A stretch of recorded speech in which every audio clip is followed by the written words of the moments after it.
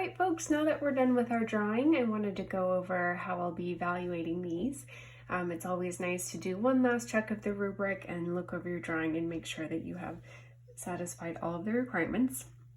One thing I always look for is craftspersonship, usually craftsmanship, but we're all people here. And that's making sure that your paper looks like it's been cared for. So if at the end of your drawing you've got some smudges, that's perfectly normal.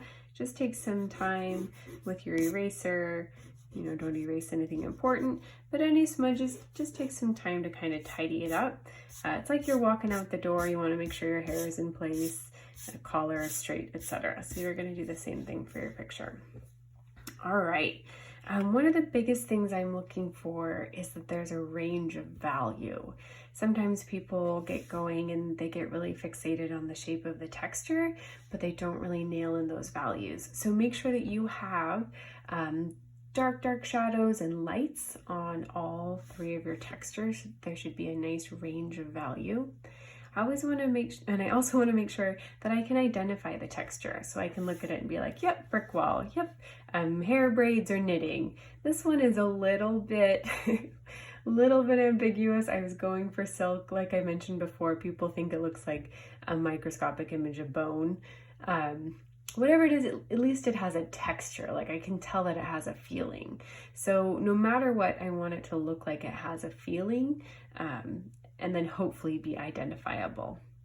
And then the third thing is that the textures are different enough from the original texture of the object to create interest. So for example, this is a pear. If I had tried to give it a different, smooth texture, I don't know, like glass, it might not come off as well because that's pretty similar to the texture of an actual pear.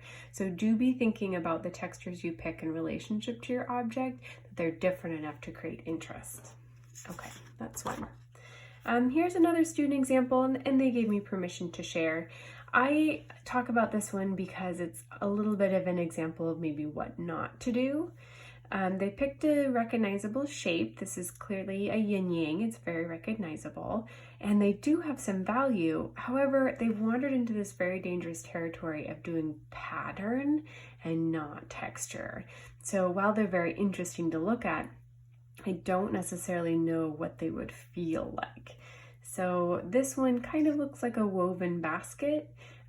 If they had done some more shading where the different sections overlap, that probably would have had a little bit more texture for me.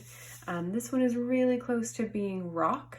If they had shaded on the edges and maybe put some darkness between them, it'd probably have a little bit more of that sense of volume, a sense of having something you could grab onto rather than just being shapes. So this is the dangerous area of pattern and not texture. Here's a third student example. Again, I have permission from the students to share these. They have done 3 different textures and kind of 3 different strengths. I think this overall is a very well done picture. Their bricks are just outstanding. There's a range of value from dark to light. They've added details of the cracks. There's some texture on almost every brick. The shape of the brick is accurate. The way they laid them offset, the way that bricks are kind of offset from each other, they did a fantastic job. I'm torn on this one. This is wood grain, kind of looking at a wood cookie, or if you cut a stump of a tree, and it does have that texture of a soft tree, where they get a little bit fuzzy. And so it definitely reads to me like a wood cookie. It doesn't have a lot of value. So if I could challenge them in any way, it would be to push their values a little bit, because not many tree stumps are that light.